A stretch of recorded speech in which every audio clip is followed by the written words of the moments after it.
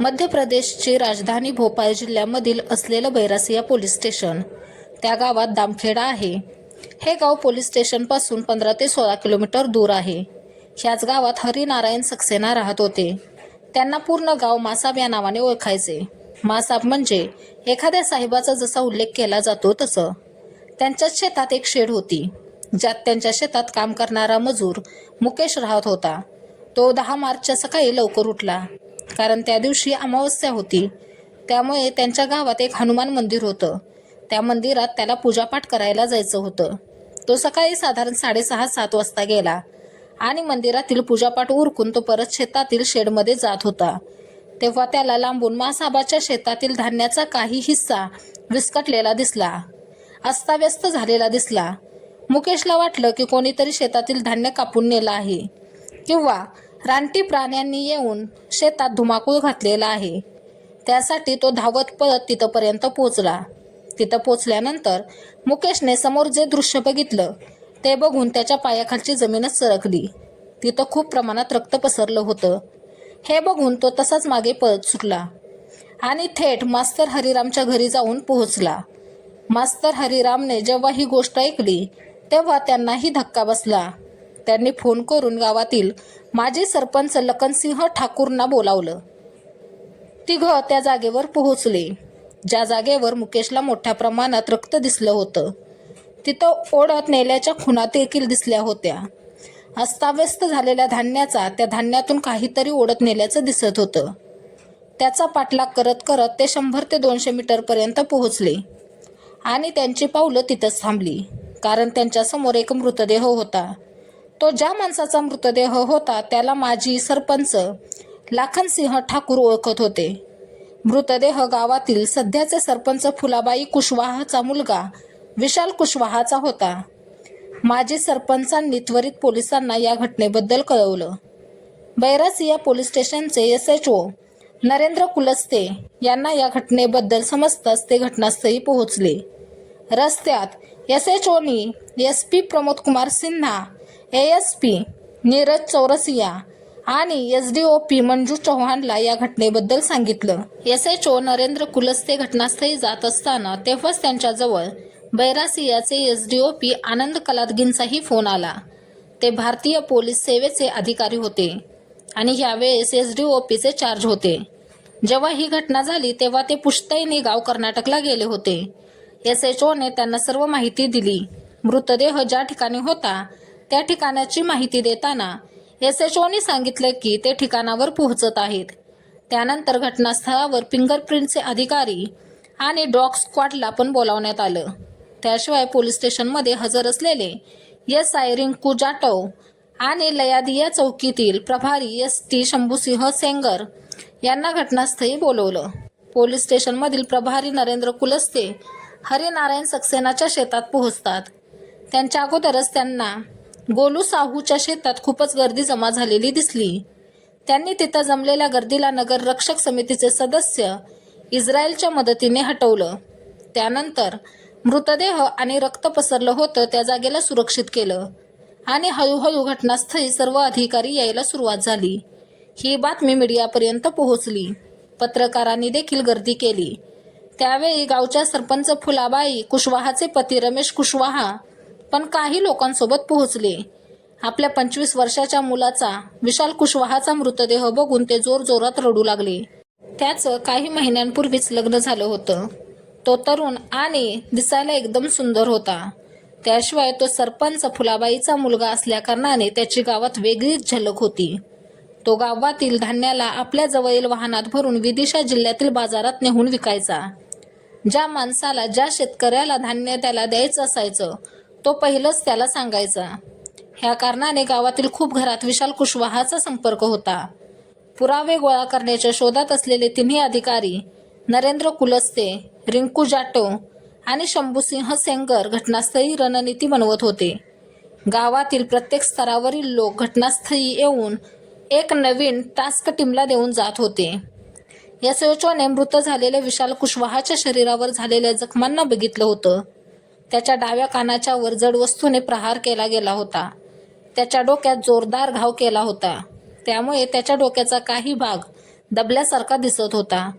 त्याशिवाय त्याच्या डोक्याच्या मागे आणि माथ्यावर धारधार शस्त्राने वार केले गेले होते. हे सर्व वेगवेगळ्या प्रकारचं होतं.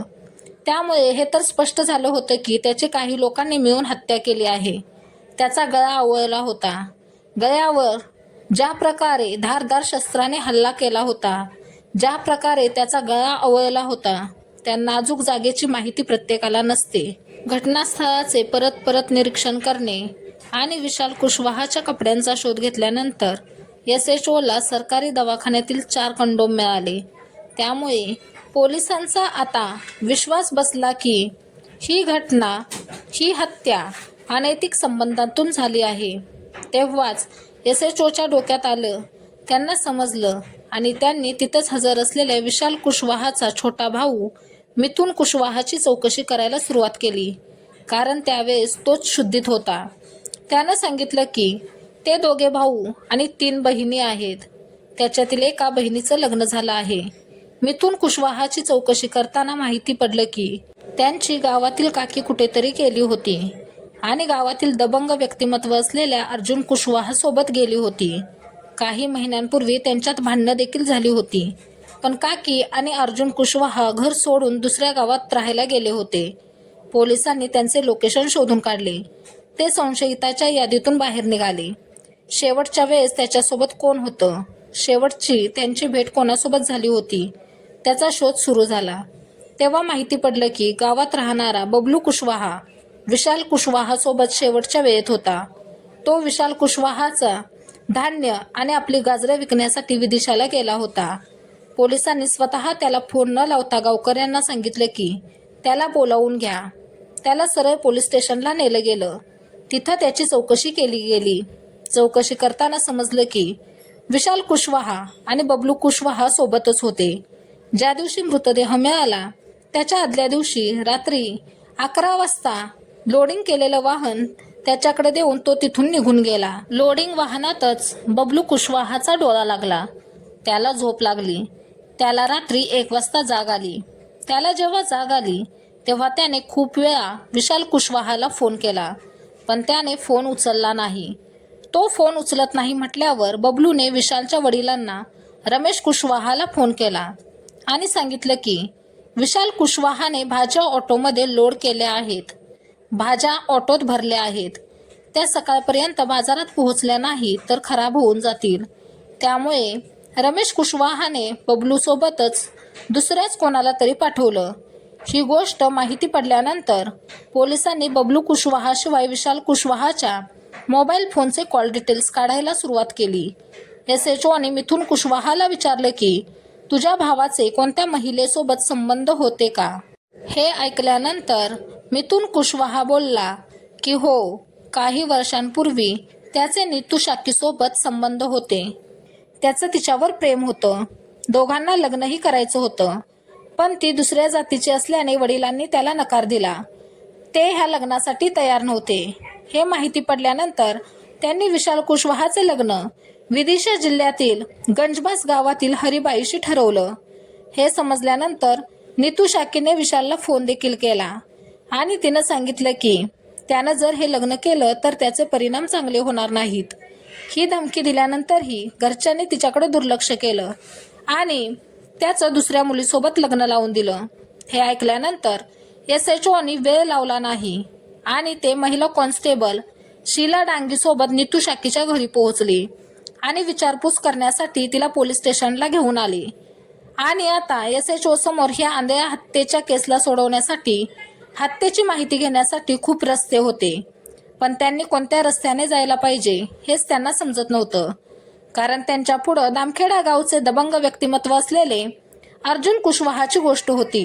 तर तिथंच बबलू कुशवाहा पण होता, जो घटनेच्या अगोदर काही वेळ विशालसोबत होता. तिसरा संशयित नीतू शाकी होती, जी काही महिन्यांपर्यंत मृतक विशाल कुशवाहाची प्रेयसी होती. ह्या सगळ्या गोष्टींचा विचार करून आणि घटनास्थळावरील काही बाबींचा विचार करून पोलिसांनी ठरवलं की ते नीतू शाकीवर फोकस करतील. त्यातच त्यांना विशाल कुशवाहाच्या मोबाईलची कॉल डिटेल्स मिळाली. कॉल डिटेल्समध्ये असं दिसून आलं की विशाल कुशवाहाचं शेवटचं बोलणं अजय नामदेव सोबत झालं होतं. तो विदिशा जिल्ह्यातील राहणारा होता. पोलिसांनी त्यालाही चौकशीसाठी बोलावलं. त्यानं सांगितलं की त्यानं हे सिम खरेदी करून विशाल कुशवाहाला दिलं होतं, पण त्याचा वापर तो करत नव्हता. यानंतर पोलिसांनी अजय नामदेवच्या मोबाईलवर असलेल्या दुसऱ्या नंबरवर त्याचा फोन सतत यायचा जायचा त्याला शोधलं, कारण त्याने अजय नामदेवला त्या दिवशी खूप वेळा फोन केला होता. त्याचं नाव अमीन मंसूरी होतं, जो दामखेडा गावाजवळील दुसरं गाव बाचियाचा राहणारा होता. त्याची चौकशी करण्यासाठी लारिया चौकीतील एसई असणारे शंभूसिंग सेंगर यांना नेमण्यात आलं. इकडं नीतू शाकी पोलिसांना काहीच थांगपत्ता लागू देत नव्हती, सांगत नव्हती, पोलिसांना काहीही सहकार्य करत नव्हती. पोलीस स्टेशनमध्ये एकमात्र महिला कॉन्स्टेबल नीतू शाकीची चौकशी करायला कमी पडत होती. तिकडं अमीन मंसूरीने काही कमी त्रास दिला नाही. त्याचे नातेवाईकही त्याला अटक झाली म्हटल्यानंतर एक एक करून पोलीस स्टेशन समोर गर्दी करू लागले. त्याचसोबत एसई शंभूसिंग सेंगरच्या टीमने पोलिसी खाक्या दाखवताच तो पोपटासारखं बोलू लागला. त्यानं आपला गुन्हा कबूल केला. त्याने हे हत्याकांड घडवून आणल्याचं कबूल केलं, ज्याच्यात नीतू शाकीची महत्त्वाची भूमिका होती. त्याने हेही सांगितलं की तो हत्या करायला तयार नव्हता, पण नीतू शाकीने त्याच्यावर प्रेमाचं जाळं टाकून हत्या घडवून आणायला कसंबसं त्याला तयार केलं होतं. अमीन मंसूरी याचं वय 18 वर्ष होतं. त्यानं गुन्हा कबूल केल्यानंतर तीही पोपटासारखी बोलू लागली. तिला कळून चुकलं की पोलिसांना सर्व माहिती पडलं आहे, त्यामुळे लपवण्यात काहीही फायदा नाही. तिनं सांगितलं की विशाल कुशवाहाने तिला फसवलं होतं, त्यामुळे तिने ठरवलं होतं की तिला झालेल्या फसवणुकीचा बदला घेणार. ती त्याची हत्या करणार. त्यासाठी तिने गावातील खूप तरुणांसोबत मैत्री केली होती. त्यांच्यासोबत नातं बनवताना संबंध ठेवण्या अगोदर तिची अट ही असायची की त्यांना विशाल कुशवाहाला संपवावं लागणार. नीतूची विचारपूस केल्यानंतर पोलिसांनी एक एक करून सगळ्या तरुणांना पोलीस स्टेशनला बोलावलं. चौकशी दरम्यान माहिती पडलं की अमीन मंसूरी मटन चिकनच्या दुकानात काम करत होता. एसएचओना असा प्रश्न पडला होता की त्याच्याजवळ विशाल कुशवाहाचा मित्र अजय नामदेवचं सिम कसं काय आलं. तेव्हा त्यानं सांगितलं की तो मोबाईल आणि सिम विशाल कुशवाहानेच खरेदी करून बोलण्यासाठी दिला होता. लग्नाअगोदर त्याच मोबाईलच्या माध्यमातून विशाल नीतूसोबत बोलायचा. हत्याकांड घडवून आणण्यासाठी नीतू शाकीने विशाल कुशवाहाला फोन लावून हनुमान मंदिराजवळ बोलावलं होतं, पण त्याच दिवशी घरात तिची मावशी आली होती. या कारणाने ती रात्री 11 वाजता त्याच्याजवळ पोहोचली होती. त्यांचं असं ठरलं होतं की 9 वाजता भेटायचं. तिकडं अमीन मंसूरीने सांगितलं की या हत्येत मनोज वंशकारचा देखील सहभाग आहे. 20 वर्षांचा असलेला मनोज बपची या गावातील रहिवासी होता, पण भोपाळमधील कोलार रोड ललिला नगरमध्ये राहणारा त्याचा भाऊ बलराम वंशकार आणि वहिनी सुनीता वंशकार सोबत तिथं राहत होता. अमीन मंसूरीने सांगितलं की त्यानं हत्या केली नव्हती, पण त्याच्या बाईकवरूनच ते घटनास्थळी पोहोचले होते. मनोज वंशकारला हे माहिती होतं की मी माझ्या प्रेयसीसाठी म्हणजे नीतू शाकीसाठी तिच्या शत्रूला विशाल कुशवाहाला मारणार आहे. अमीन मंसूरीने जी घटना सांगितली होती ती आणि नीतू शाकीने सांगितलेली घटना मिळतीजुळती दिसायला लागली. हे बघून पोलिसांनी नीतू शाकीला मुख्य आरोपी मानून तिच्यावर हत्येचा गुन्हा देखील केला. इकडं विशाल कुशवाहाची पोस्टमॉर्टम रिपोर्ट आली होती. रिपोर्टमध्ये आलेल्या जखमांना घेऊन नीतू शाकीने काही आश्चर्यदायक खुलासे केले. तिनं सांगितलं की तिला माहिती होतं की विशाल सोबत बबलू होता, म्हणून तिने विशालला फोन करून एकट्यालाच भेटायला बोलावलं. विशाललाही वाटलं की आज तो परत एकदा जुन्या आठवणींना उजाळा देईल, नीतूसोबत शारीरिक संबंध ठेवेल. त्यासाठी तो त्याच्यासोबत 4 कंडोम घेऊन गेला होता. तो नीतूला बघून स्वतःला थांबवू शकत नव्हता. विशालला आज हे माहिती नव्हतं की ती त्याच्यासोबत तसं काहीच करणार नाही, त्याचा शेवट करणार आहे. आज ती त्याच्यासमोर काळ बनून आली आहे. आज ती त्याच्या प्रेयसीच्या रूपात नाही तर बदला घेणारी शत्रू बनली आहे. ती पाठीमागे सरत होती, तर विशाल तिला मिठीत घेण्यासाठी पुढं पुढं सरकत होता. तेव्हा नीतूने त्याला दूर करत विचारलं की तो तिचा फोन का नाही उचलत. विशालनं तिची समजूत काढत तिला सांगितलं की आता तो एकटा नाही, त्याचं लग्न झालं आहे. बायकोला माहिती पडलं की ती पूर्ण घर डोक्यावर घेते. हे बोलत तो परत नीतूजवळ जाऊ लागला, पण नीतू पाठीमागे सरकली. तेव्हाच तिच्या पायाला दगड थटला. तो तिने हातात घेतला, पण विशालला हे दिसलंच नाही. तिने हात पाठीमागे घेतले होते आणि हातात दगड. जसं विशालनं तिच्या कमरेला दोन्ही हातांनी पकडलं आणि जवळ ओढण्याचा प्रयत्न केला, तसं नीतूने त्याच्या डाव्या कानाच्या बाजूला जोरदार दगडाने घाव केला. दगडाने जोरदार वार केला. विशाल कुशवाहाला जसं डोक्यात डाव्या बाजूला घाव बसला तसा तो ओरडला. त्यावेळेस पाठीमागून येऊन अमीन मंसूरीने चाकूने डोक्यात जोरदार वार केला आणि त्या चाकूला जोरात दाबलं. हे बघून त्याला समजलं की आता आपलं काय होणार आहे. त्याने लगेच मास्तर हरिनारायण सक्सेनाच्या शेतात राहणाऱ्या बेलदाराला नाव घेऊन हाक मारायला सुरुवात केली. त्याचा आवाज ऐकून नीतू बोलली, अमीन, ह्याचं तोंड बंद कर, नाहीतर गावातील गावकरी जागे होतील. हे बोलता बोलताच तिने आपली ओढणी अमीनला दिली. ओढणीने अमीन मंसूरीने त्याचं तोंड बांधलं, जेणेकरून त्याच्या तोंडातून आवाज बाहेर पडणार नाही, आणि त्याने चाकूने विशाल कुशवाहाचा गळा चिरला. ह्या कामात अमीन मंसूरी खूप एक्सपर्ट होता. त्याचा त्यात हातखंडा होता, कारण तो चिकन मटनच्या दुकानात कामाला असल्याकारणाने हे त्याच्यासाठी नवीन नव्हतं. गळा चिरल्यानंतर रक्ताचा सडा पडायला लागला होता. त्यामुळे शेतात चारी बाजूला रक्तच रक्त पडलं होतं. परत त्यांचं असं ठरलं की विशालला दुसऱ्या ठिकाणी नेऊन जाळून टाकूया, म्हणजे त्याचा मृतदेह कोणालाही ओळखणार नाही. डोक्याकडच्या बाजूने अमीन मंसूरीने पकडलं, तर पायाकडच्या बाजूने नीतू शाकीने पकडलं. पण मरल्यानंतर विशालचा मृतदेह जड झाला होता. सुडाची भावना पूर्ण झाल्यानंतर विशालला रक्तानं भिजलेल्या अवस्थेत बघून नीतू शाकी घाबरली. मृतदेह ओढताना विशालची पॅन्ट नीतूच्या हातात आली आणि ती जमिनीवर पडली. हे बघून अमीनने आपला मित्र मनोज वंशकारला बोलावलं. अमीनने त्याला सांगितलं की मला मृतदेह ओढायला मदत कर, म्हणजे त्याला जाळल्यानंतर त्याचा मृतदेह त्याची ओळख मिटून जाईल. पण हे करायला मनोज वंशकार तयार झाला नाही. त्याने त्यासाठी नकार दिला. गोलू कुशवाहाच्या शेतात मृतदेह ओढत नेण्यात त्या दोघांना यश आलं. ते तिथपर्यंतच मृतदेह ओढू शकले.